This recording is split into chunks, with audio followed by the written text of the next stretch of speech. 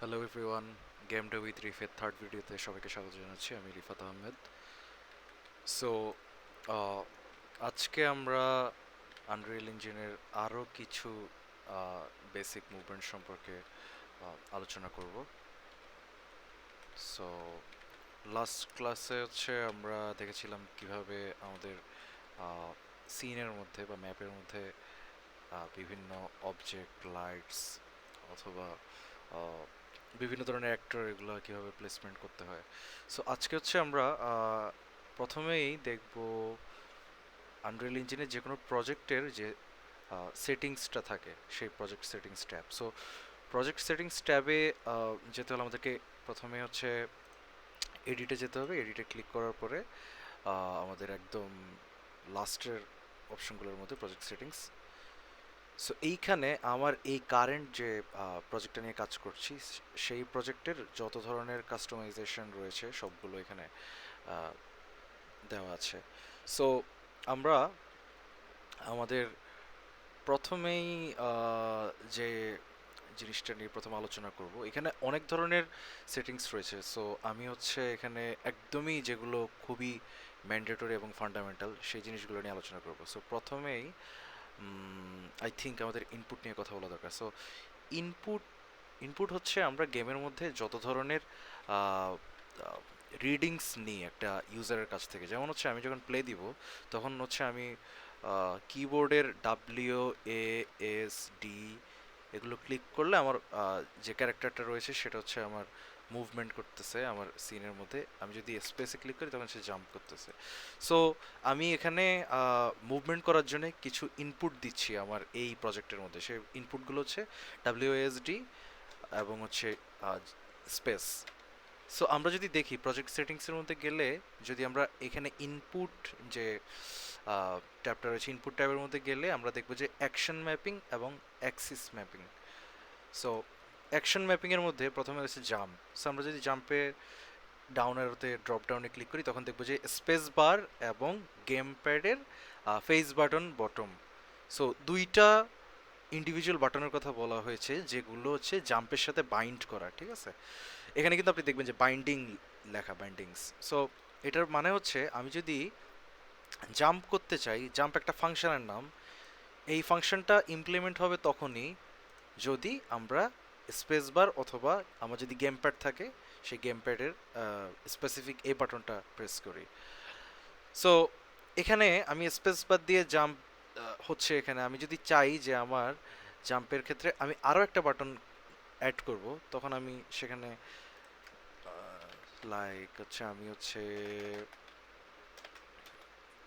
F আমি F button দিয়ে jump করতে চাই। সো আমি যদি যে কোনো বাটন হতে পারে, সো আমি যে বাটনটা লিখবো সেই বাটনটা যদি সিলেক্ট করি, এরপর আমি আবার থার্ড পার্সন ম্যাপে গিয়ে দেখি যে আমার জাম্প করতেছে স্পেস দিয়েও। আবার আমি যদি এফ এ ক্লিক করি, সেম জিনিসটাই করতেছে। কেন? কারণ আমি এফ বাটনটাকেও আমি জাম্পের মধ্যে বাইন্ড করে দিয়েছি। ঠিক আছে, এরকম আমি অনেক ধরনের একই ফাংশনের মধ্যে অনেকগুলা কি বাইন্ড করতে পারি। এটা অ্যাকশন ম্যাপিং। আচ্ছা, এরপর অ্যাক্সিস ম্যাপিং। এখন অ্যাকশন ম্যাপিং আর অ্যাক্সিস ম্যাপিং এর মধ্যে পার্থক্য কি? পার্থক্যটা আপনি দেখবেন যে আচ্ছা, এখানে সিনটা অনেক বেশি ডার্ক হয়ে গেছে। আমি যদি এই ইয়েটাকে একটু সরিয়ে দেই, ওকে, আই থিঙ্ক, হ্যাঁ। সো আমার এই যে আমার গেমটা কিন্তু এখন আহ, চলতেছে, তাই না? প্লেতে দেওয়ার পরে গেমটা কিন্তু সিমুলেট হচ্ছে। তো আমি যদি মাউস মুভ করি যে কোনো মোমেন্টে, যে আমার মাউসে আমি জাস্ট একটা টোকা দিলাম, তারপর আমার যে কোনো দিকে রোটেট করতেছি। সো যেটা যে আমার প্রত্যেকটা সেকেন্ডে আমার মাউসের কি ইনপুট আসতেছে সেটা সে রিয়েল টাইম ক্যাপচার করতেছে। ঠিক আছে, এবং সেটা প্রত্যেক মিলি সেকেন্ডে হচ্ছে, তাই না? আমাদের গেমের হিসেবে কিন্তু আমরা নর্মালি সেকেন্ডে করি না, কজ আমরা যখন এফপিএস এর হিসেব করি গেমে, যে ফ্রেম পার সেকেন্ড। সো আমরা অনেক ভালো যদি পারফরমেন্স হয়, তখন আমরা বলি যে এফপিএস নামে একটা টার্ম রয়েছে, যে 30 FPS বা 60 FPS, 1 সেকেন্ডের মধ্যে আমি 60টা ফ্রেম রেন্ডার করতে চাইতেছি। সো এরকম আমাদের গেমের হিসাবটা কিন্তু সেকেন্ডের থেকেও অনেক ছোট সময় হয়। সো এই যে সেকেন্ডের যে ফ্র্যাকশনগুলো, মিলি সেকেন্ড, সো এই মিলি সেকেন্ডের মধ্যেও কিন্তু সে আমার মাউস থেকে ইনপুট নিচ্ছে। এইরকম যেসব ফাংশন একদম অনেক ছোট সময়ের ব্যবধানে রিপিটেডলি এটা ইনপুট নিতে থাকে, ঠিক আছে, বারবার ইনপুট নিতে থাকে, সেগুলোকে আমরা বলি হচ্ছে অ্যাক্সিস ম্যাপিং। সো আমি যদি দেখি অ্যাক্সিস ম্যাপিংয়ে কী কী রয়েছে, আমার অ্যাক্সিস ম্যাপিংয়ে অনেক ধরনের জিনিসপত্র আছে। মাউসের ওয়াই, মাউসের এক্স, মাউসের ওয়াই, মাউসের এক্স মানে হচ্ছে মাউসকে যখন ডানে বামে নিই তখন হচ্ছে মাউসের এক ধরনের অ্যাক্সিস, মাউসকে যখন উপরে বা নিচে স্ক্রল করি তখন আরেক ধরনের অ্যাক্সিস।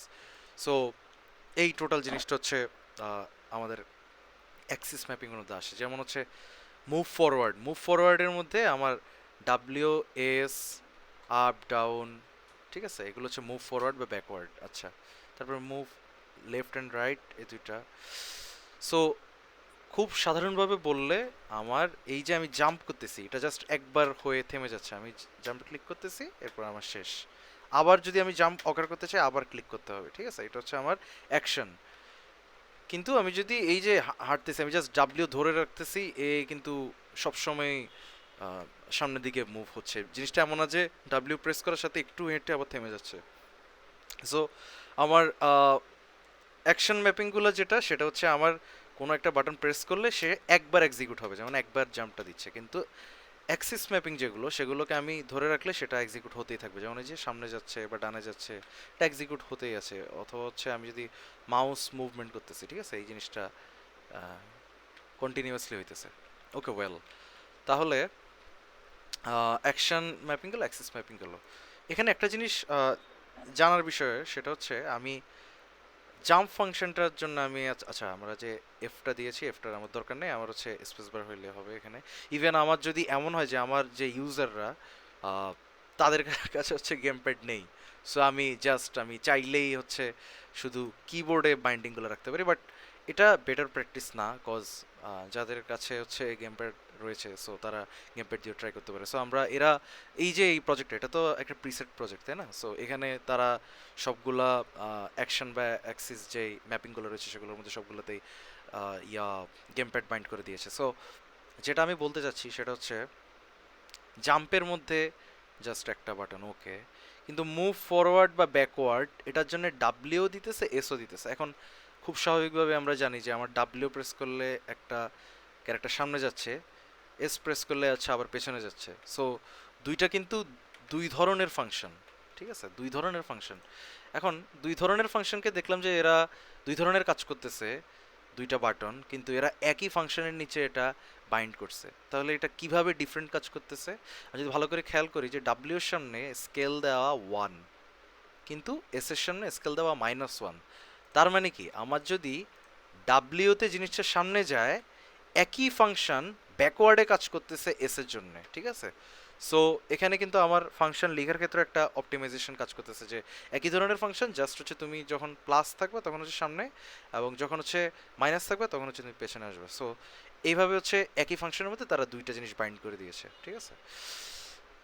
আপ ডাউন দিয়েও সেম, একটা প্লাস একটা মাইনাস। সো আমার যদি একটা মুভ রাইট হয় একই ফাংশন দিয়ে আবার মুভ লেফটও করা যাবে, জাস্ট হচ্ছে আমার একটা জাস্ট মাইনাস যদি আমি দিয়ে স্কেলিংয়ের মধ্যে, ঠিক আছে। সো এইভাবে হচ্ছে আমার অ্যাকশন আর অ্যাক্সিস বাইন্ডিংটা রয়েছে। ওকে, এখন দেখবো যে আমার যে প্লেয়ার ক্যারেক্টারটা আমি এখানে স্পন করতেছি, যে স্পন মানে হচ্ছে আমি খেলা শুরু করার সাথে সাথেই যে ক্যারেক্টারটা এখানে অ্যাপিয়ার হচ্ছে, সো সেটা যে অ্যাপিয়ার এই ক্যারেক্টারটাই হবে সেটা আমরা কিভাবে বুঝবো? এমনও তো হইতে পারে যে এই গেমটা ছোট্ট একটা বাচ্চাকে নিয়ে, যে আমি প্লে বাটনে ক্লিক করার সাথে সাথে একটা বাচ্চা অ্যাপিয়ার হয়ে বাচ্চার একটা ক্যারেক্টার দিয়ে আমি গেমটা অপারেট করতেছি। সো এই যে কোন ক্যারেক্টার আসবে, কোন রকমের বিহেভিয়ার হবে, সেই জিনিসগুলো আমরা যখন কোনো একটা লেভেলে থাকি, ঠিক আছে, লেভেল কোনটা আমরা মেবি প্রথম ক্লাসে বলেছিলাম, লেভেল হচ্ছে এই যে ম্যাপ যেটা আমরা লিখছি আর কি। সো আনরিয়েল ইঞ্জিনের প্রত্যেকটা ম্যাপকে একটা লেভেল বলে। সো যে কোনো একটা লেভেলের মধ্যেই হচ্ছে আমার তার প্রপার্টিসগুলা দেওয়া থাকে আর কি, যে ওই লেভেলের মধ্যে কোন ধরনের ক্যারেক্টার অ্যাপিয়ার হবে। সো আমরা যদি প্রজেক্ট সেটিংসে যাই, প্রজেক্ট সেটিংসের মধ্যে আমার একটা অংশ পাবো আমরা এখানে ম্যাপস অ্যান্ড মোডস, ঠিক আছে। ম্যাপস অ্যান্ড মোডসের মধ্যে আহ, এখানে দেওয়া আছে যে থার্ড পার্সন একটা ম্যাপ। আমার এখানে কিন্তু 3-4টা ম্যাপ রয়েছে, ঠিক আছে।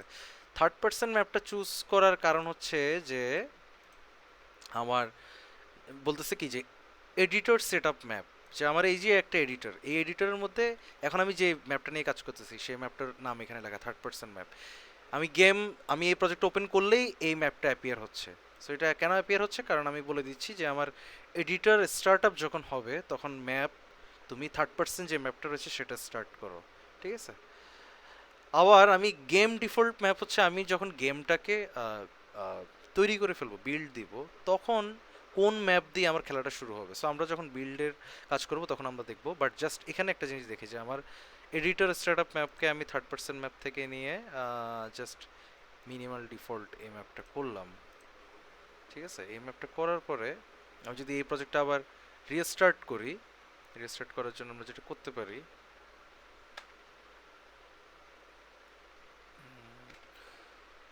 ওকে ওয়েল, সো এখন আমরা আবার নতুন করে রিস্টার্ট করলাম এই ম্যাপটা। এখন দেখা যাচ্ছে যে আমার এই প্রজেক্টটা রিস্টার্ট করার সাথে সাথে আমার ম্যাপটা চেঞ্জ হয়ে গিয়েছে। সো এটা এখন সম্পূর্ণ ডিফারেন্ট একটা ম্যাপ আমার ইয়ের মধ্যে চলে এসেছে। সো এইটা হচ্ছে আমি যেহেতু আমার প্রজেক্ট সেটিংস থেকে চেঞ্জ করে দিয়েছি এই জন্য। আচ্ছা, এখানে একটা জিনিস প্রবলেম হচ্ছে যে আমি যেই বাটনটা দিয়ে ওবিএসে পজ বা আনপজ করতেছি সেই বাটনটা দিয়ে এটা আবার ফুল স্ক্রিন হচ্ছে। So sorry for the delay. Okay well, এই ম্যাপটা আমি আমার এখানে আহ, এখানে চলে এসেছি কিভাবে, যে আমি ম্যাপস অ্যান্ড মোডে গিয়ে আমি আমার এডিটর স্টার্ট আপ যখন হবে, এডিটরটা স্টার্ট যখন হবে তখন হচ্ছে আমি যেন এই ম্যাপটা লোড হয় এটা সিলেক্ট করে দিয়েছি। সো আমি এখান থেকে যা সিলেক্ট করে দিব সেটাই হচ্ছে আমার এডিটর স্টার্ট আপের সময় চলে আসবে। সো আই থিঙ্ক আমাদের থার্ড পার্সন ম্যাপ ছিল, থার্ড পার্সন ম্যাপটা ওপেন করলাম। আচ্ছা, এইটা হচ্ছে আমার ম্যাপস অ্যান্ড মোডের একটা ফাংশনালিটিস। আরেকটা ফাংশনালিটিস যেটা আমরা বলতেছিলাম যে কিভাবে আমি বুঝবো যে আমার কোন ক্যারেক্টারটা অ্যাপিয়ার হবে।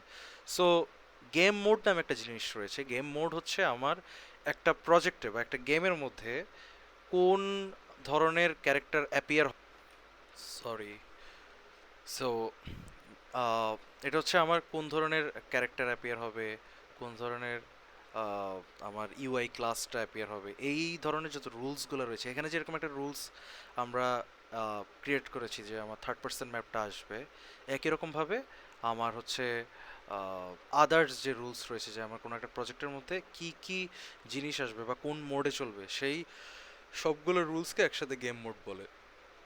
সো আমি যদি দেখি যে আমার থার্ড পার্সন ক্যারেক্টার কোনটা অ্যাপিয়ার হচ্ছে, তখন আমরা দেখবো যে আমার এই থার্ড পার্সন ক্যারেক্টারটাই আমার এখানে অ্যাপিয়ার হচ্ছে, ঠিক আছে। যেটা ভিউ পোর্টটা যদি দেখি, এই থার্ড পার্সন ক্যারেক্টারটা আমার গেম প্লে করার সাথে সাথে অ্যাপিয়ার হচ্ছে। সো এই জিনিসটা কিন্তু আমার গেম মোডে বলা আছে আর কি। সো আমরা গেম মোড সম্পর্কেও দেখবো সামনে। আহ, এখানে হচ্ছে যে আমার কোন ম্যাপ লোড হবে, কোন ক্যারেক্টার লোড হবে, তাদের বিহেভিয়ার কেমন হবে, তাদের ইউআইগুলো কীভাবে থাকবে, এই সব কিছুই হচ্ছে আমার প্রজেক্ট সেটিংসে আমরা ইনিশিয়ালি বলে দিই আর কি। যে প্রজেক্ট সেটিংসে আমার অ্যাকশন ম্যাপিং, অ্যাক্সিস ম্যাপিং, তারপরে ম্যাপস কোনটা লোড হবে, মোডস কোনটা, গেম মোড কোনটা লোড হবে, এরকম অনেক ধরনের অনেক রকমের আমার সেটিংস রয়েছে। বাট সবচেয়ে বেশি ইউজ হয় maps and modes and input and output, input যেটা আর কি সেটা। আচ্ছা, আরেকটা জিনিস, ওটা মেবি আমরা লাস্ট ক্লাসে বলেছিলাম যে আমার এইটা হচ্ছে প্লেয়ার স্টার্ট। এই যে প্লেয়ার স্টার্ট, প্লেয়ার স্টার্ট মানে হচ্ছে এই জায়গা থেকে আমার খেলাটা শুরু হবে আর কি, খেলাটা স্টার্ট হবে। আর হচ্ছে প্লেয়ার স্টার্টকে আমি যে কোনো জায়গায় রাখতে পারি, এবং আমি যদি এটার একটু স্কেলিং করি, এই আরে ক্লিক করলাম করে হচ্ছে যে কোনো একটা অ্যাক্সিসের দিকে স্কেলিং করলাম, আরেকটা অ্যাক্সিসে স্কেলিং করলাম। ওকে, সো আমি এখন প্লেয়ার স্টার্ট করলাম, আমার এই জায়গা থেকে স্টার্ট হচ্ছে, কজ হচ্ছে আমার এখানে প্লেয়ার স্টার্টটা ছিল। কিন্তু আমি সামহাও আমার লেভেলটা অনেক বড়, ঠিক আছে, এবং আমি সামহাও অনেক দূরে এখানে এসে আমি কোনো একটা সিনের কোনো একটা কাজ করছি, ঠিক আছে, কোনো একটা গেম অবজেক্টকে মুভমেন্ট করে কোনো কিছু একটা কনস্ট্রাক্ট করার ট্রাই করতেছি। কিন্তু আমি যদি এই জায়গায়, এই কোনায় হচ্ছে আমি